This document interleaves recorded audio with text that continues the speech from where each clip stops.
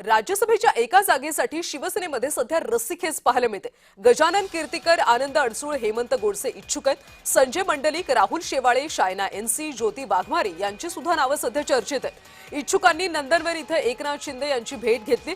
राज्यसभेसाठी शिवसेनेकडून शिंदे कुणाचं नाव पुढे करणार याकडे आता सगळ्यांचं लक्ष आहे। राज्यसभेसाठी आज अर्ज भरण्याचा शेवटचा दिवस आहे।